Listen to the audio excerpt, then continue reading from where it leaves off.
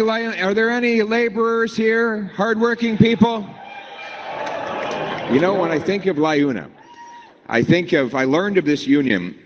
I used to go over to my buddy's parents' place for dinner on Sunday night. They're old, classic Italian family. Yeah. There aren't any Italians in Vaughan, are there? One or two. And anyway, the grandfather would sit at the head of the table. His name was Albino, and he couldn't speak any English. He and his wife had come from Italy in 1973, from Calabria. Calabrese? Okay, that's half the room is Calabrese, I think. And he had this plaque on the wall. It said Liuna.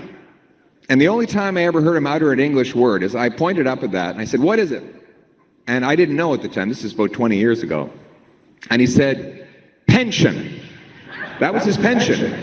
He got off the boat, 73, got a job, paving roads, and he earned himself a pension. But the house that they lived in was about 7 or 8 minutes from Parliament Hill in downtown Ottawa, a G7 capital. And they actually paid off their entire mortgage in 7 years. Can you imagine that? That was Canada.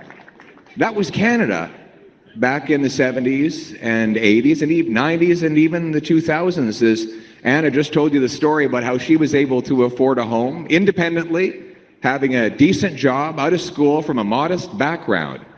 Now that family that I told you about, he's now, as Albino, God rest his soul, has moved on. And his granddaughters will graduate from university. They speak perfect English. They would not be able to make a down payment on that house, even if they worked non-stop for 15 years. We wanted to see the next Prime Minister of Canada. Oh.